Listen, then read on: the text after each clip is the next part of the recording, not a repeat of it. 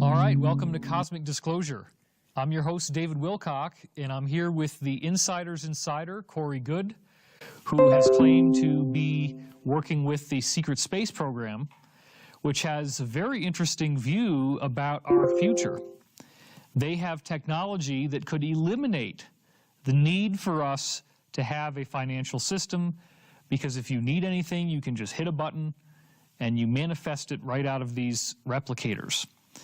The interesting thing now is with this special edition episode, we've also brought in Michael Tellinger, who was specifically named by the Space Program Alliance because his Ubuntu contributionism system, they said, is a blueprint for an entirely new way of living on Earth that will be in much greater harmony, where the goods and services that we need can come about in a loving, co-creative fashion rather than in one that involves destructive competition. So, Michael, welcome to the show. Thank you, David, for that wonderful introduction. All right. Well, I want to play the lawyer for a second. Please I want to fan away these clouds of love that you all have been smoking. Yes.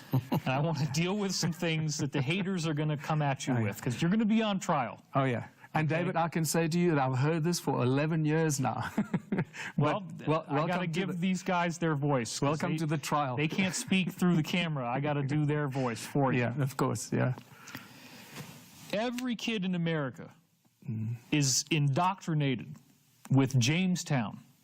The first people that came to America had this idea where everybody's going to we're going to grow food, it's going to be amazing. Yeah. And what you had happen was that all these wealthy landowners came over here and they refused to work the land and they starved to death because, well, somebody else is going to do the work. I don't want to do the work. Yeah.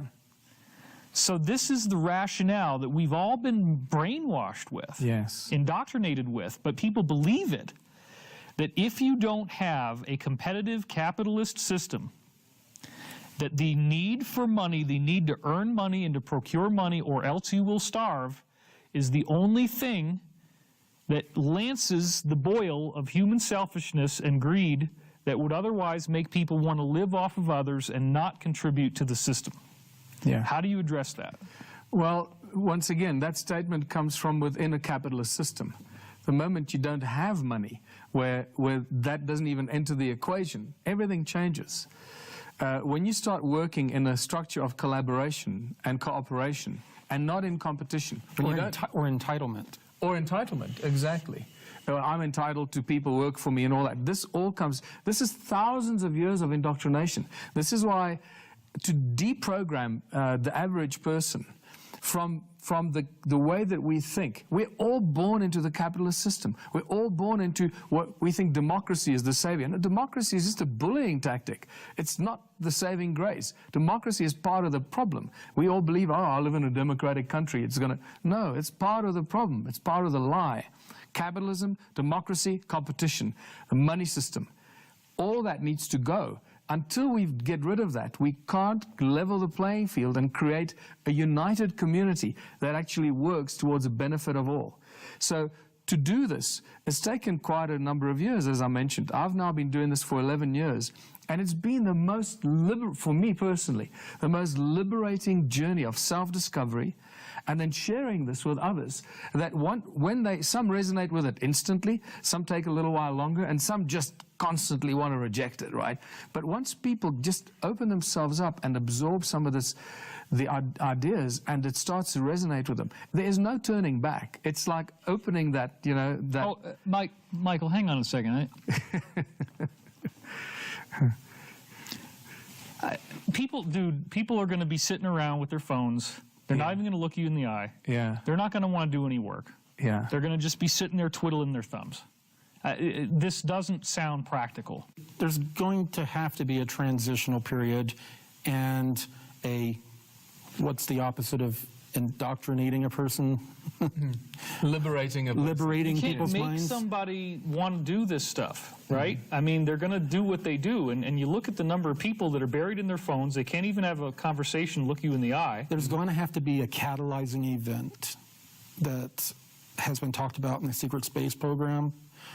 Something as, like you talked about, a global economic collapse. People are going to be very upset. They're going to realize this has been a giant Ponzi scheme run by criminals.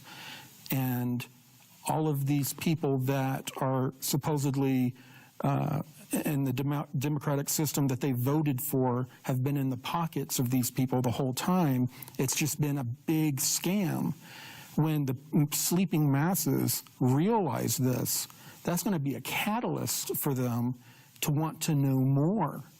And then this is when a lot of document dumps are going to happen, a lot more information is going to come out, and don't you think that's going to stimulate people to be open to new ideas? Yeah, and the Jamestown model, let's just address that for a second, Michael. They admittedly were coming into a foreign land that they knew nothing about with a very small number of people who were all essentially unskilled, who didn't want to get their hands dirty, Exactly. and who would have needed to do hard work in order to survive because there was no other way. Yeah. But we're not living in that society anymore. No, we're are we? not. In a slave labor mentality era. Exactly. Also.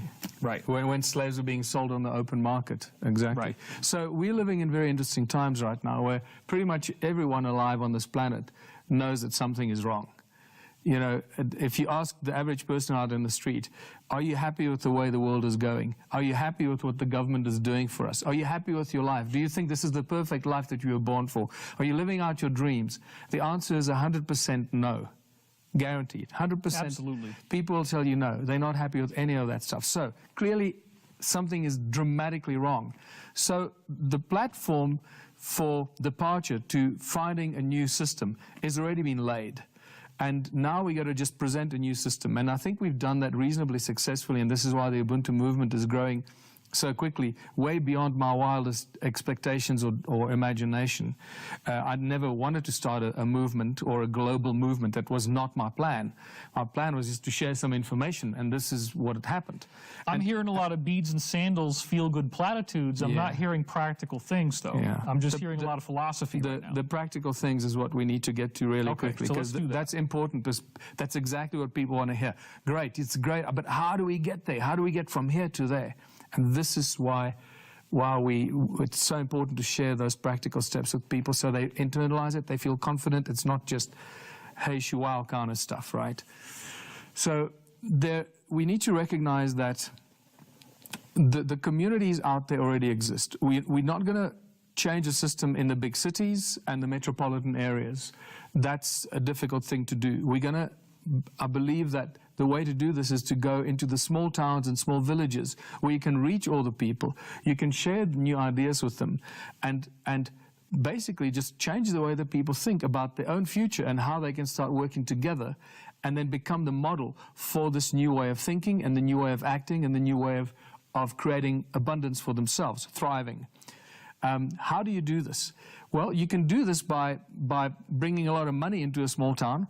The other important thing is to say, we're going to have to use money to free ourselves from the money. There's no other way around it, okay? So people that are out there and saying, oh, Tillinger, you're a fraud, you want money to create this thing, why don't you practice what you preach and do all this without money?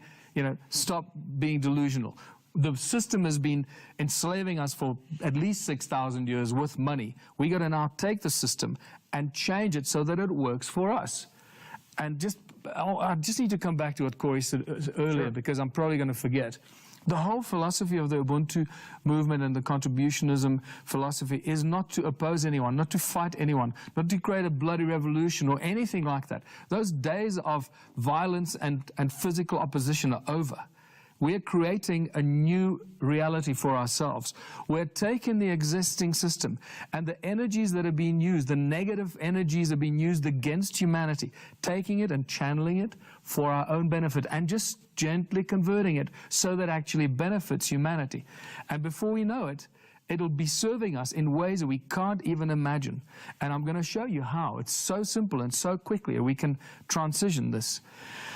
So we need to recognize that we can create as many community projects. And the whole Ubuntu contributionism system is based on establishing a number of diverse community projects within small communities that benefit that town. When I say community, it's either a town or a village or community of people. Okay. And each one of those community projects is then everybody works for a few hours a week in one of those community projects. Well, how do you do this? The thing is, and maybe you get a town that does this successfully and you start creating, you know, all kinds of things, from growing food to technology to anything you can imagine. But as soon as you become a threat to the establishment, they'll send the men with guns and they'll shut you down. So that is not a solution. And the other important thing for us to realize that there are many self-sustaining communities around the world. Have they had an impact on the rest of the world? No. They're just running as self-sustaining communities. So a self-sustaining community is really just a bigger version of me, me, me. Now it's us, us, us. Right? So don't climb over our walls. Don't come in unless you're invited. And we're not going to share anything that we do with you because you're on the outside, we're on the inside. And that's not a solution. This is why I stress always, we are not creating self-sustaining communities. We're creating a whole new way of thinking. We create so much of what we do that we can make it available to everyone around us, either by selling it or making it available for free. If the space program releases technology where you can create any material item or good or food that you want, Yeah. you just hit the button and you got it. Yeah. How would that factor in? If these people already know they have this and they're using it, I mean, he said he loved the pot roast button when he was on the ship that he was on. Okay. How would that factor in? Let's say we have that technology, it's given to us, there's a big disclosure, we get that technology. How would this model work with that? It's a really good question. It's something I've thought about quite extensively, and this is where our individual humanness actually comes in. While I might want to use the replicator to make me a pot of, pot of whatever, I actually enjoy the art of cooking. I enjoy making a wooden cabinet because I love the smell of wood, or I love fishing, or I love the things that are the talents and the gifts that I'm born with to express those things. Otherwise, I might as well put a gun to my head because what am I going to do?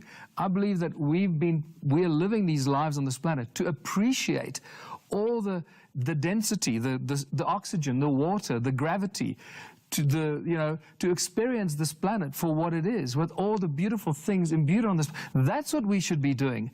And we're each born with very specific and unique talents.